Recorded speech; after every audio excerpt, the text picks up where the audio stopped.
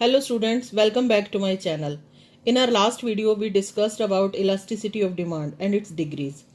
Today we will cover the second method of measurement of price elasticity of demand, that is total expenditure method or total outlay method. Before we further proceed, please don't forget to like, share and subscribe my channel. Let's start. Total expenditure method या इसको outlay method भी बोलते हैं। तो सबसे पहले तो ये जो मेथड है given by professor Marshall. Second, इसमें हम लोग क्या करते हैं, we compare change in price and change in total expenditure.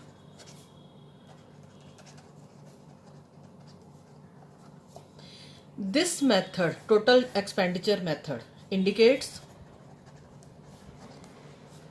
the direction in which total expenditure on a product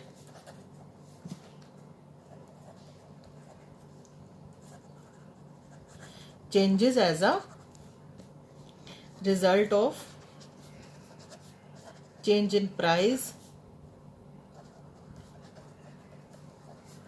of the commodity। ये मेथड प्रोफेसर एल्फ्रेड मार्शल का दिया हुआ है और इसमें हम लोग प्राइस और चेंज इन टोटल एक्सपेंडिचर इसको कंपेयर करते हैं। टोटल एक्सपेंडिचर निकालने का फॉर्मूला होता है P इंटू क्यू, यानी प्राइस इंटू क्वांटिटी। जैसे प्राइस अगर 10 रुपीज़ था तो हम लोग किसी की कमोडिटी की 5 यूनिट्स करते थे कंज्यूम, तो जो 50 है ये हमारा 50 यूनिट्स जो है वो टोटल एक्सपेंडिचर है। ठीक है, तो according to this method there are 3 possibilities. तो इसमें 3 केस आएंगे, जिसमें फर्स्ट केस है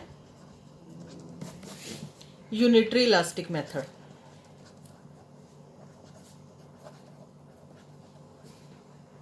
यूनिटरी इलास्टिक डिमांड केस 1 में आएगा elasticity of demand is equal to 1। ये हमारा बनता है केस 1, जिसमें क्या होगा, प्राइस जो होगा 5 रुपीज है, क्वांटिटी डिमांड है 6 और टोटल एक्सपेंडिचर आएगा 5 इंटू 6 इज इक्वल टू 30। ठीक है, और प्राइस 5 से 6 रुपीज हो गया, क्वांटिटी प्राइस के हिसाब से प्राइस बढ़ा तो क्वांटिटी कम हो गई, लेकिन जो टोटल एक्सपेंडिचर है वो 30 का 30 रहा।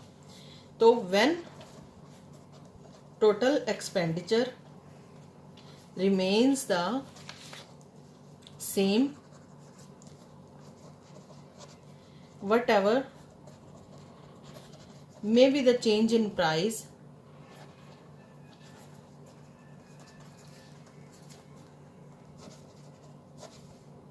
price elasticity of demand is said to be unitary elastic। Price चाहे बढ़ रहा है या प्राइस चाहे कम हो रहा है, लेकिन जो टोटल एक्सपेंडिचर है वो कांस्टेंट रहेगा, डज नॉट चेंज। केस 1 ये है। ठीक है, इसमें सेकंड केस है more elastic demand, elasticity of demand less than 1। इसमें क्या होगा, with the fall in price total expenditure increases और with a rise in price total expenditure decreases. It means price अगर बढ़ता है तो टोटल एक्सपेंडिचर जो हमारा है वो कम होता है, लेकिन प्राइस अगर कम होगा तो टोटल एक्सपेंडिचर जो क्या होगा, बढ़ जाएगा। इट मीन्स इनमें नेगेटिव रिलेशनशिप है या इनवर्स रिलेशनशिप है। अब इसको हम लोग एग्जाम्पल लेके समझते हैं। जैसे माना हमने प्राइस 5 रुपीज है तो क्वांटिटी डिमांड हमारी है 10, तो टोटल एक्सपेंडिचर क्या होगा, 5 इंटू 10 50। अब प्राइस कम हो गया, 5 से 4 हो गया, तो क्वांटिटी डिमांड हमारी क्या होगी, 15 हो गई, और टोटल एक्सपेंडिचर क्या हुआ, 60 हो गया। प्राइस कम हुआ तो टोटल एक्सपेंडिचर क्या हुआ, बढ़ गया। तो इनवर्स रिलेशनशिप है। ये था second case, more elastic demand. And third case,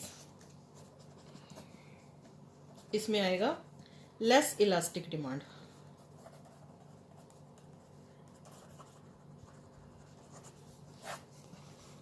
जिसमें क्या होगा, पॉजिटिव रिलेशन होगा प्राइस में और टोटल एक्सपेंडिचर में। Elasticity of demand greater than 1, यानी प्राइस अगर बढ़ेगा, पॉजिटिव रिलेशनशिप है, तो टोटल एक्सपेंडिचर जो वो क्या होगा, वो भी बढ़ेगा। और प्राइस अगर कम होंगे तो टोटल एक्सपेंडिचर भी कम होगा। It means positive relationship. तो इसमें क्या लिखेंगे हम लोग, with the fall in price TE decreases or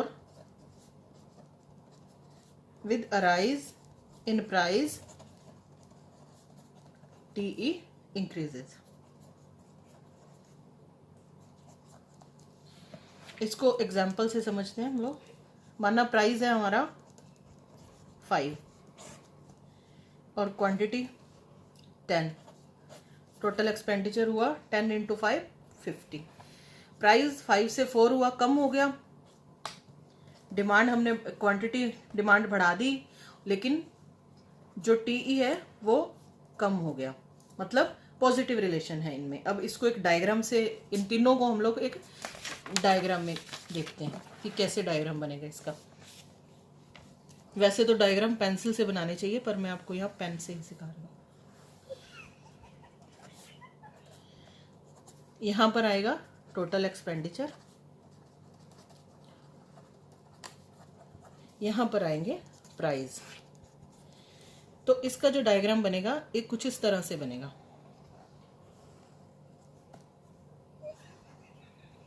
यहाँ पर है elasticity of demand is equal to 1, क्योंकि इसमें क्या होगा, प्राइस कितना भी हो, जो टोटल एक्सपेंडिचर है वो कांस्टेंट रहेगा। और यहाँ पर नेगेटिव स्लोप है, यहाँ पर क्या है, elasticity of demand greater than 1, यानी कि इस जो कंडीशन है इसमें क्या होगा, प्राइस बढ़ेगा तो टोटल एक्सपेंडिचर कम होगा, प्राइस कम होगा तो टोटल एक्सपेंडिचर जो क्या होगा वो बढ़ जाएगा। नेगेटिव स्लोप है ये, इस तरह से है ये। प्राइस बढ़ा तो टोटल एक्सपेंडिचर कम हो गया, प्राइस अगर कम हुआ तो टोटल एक्सपेंडिचर बढ़ गया। ये यहाँ पर इस तरह से। और ये जो कर्व है ये वाला, ये क्या बनेगा, पॉजिटिव रिलेशनशिप को दिखा रहा है। किसमें दिखा रहा है, प्राइस और टोटल एक्सपेंडिचर में। ये डिमांड कर्व नहीं है, ये टोटल एक्सपेंडिचर कर्व है। तो ये दिखा रहा है पॉजिटिव रिलेशनशिप। यहाँ पर क्या होगा, elasticity of demand less than 1, जिसमें क्या होगा, प्राइस अगर बढ़ेगा तो टोटल एक्सपेंडिचर भी बढ़ेगा, प्राइस अगर कम होगा तो टोटल एक्सपेंडिचर भी कम होगा। अपवर्ड स्लोपिंग कर्व है ये, ठीक है। तो यहाँ हमारा ये टॉपिक भी फिनिश होता है।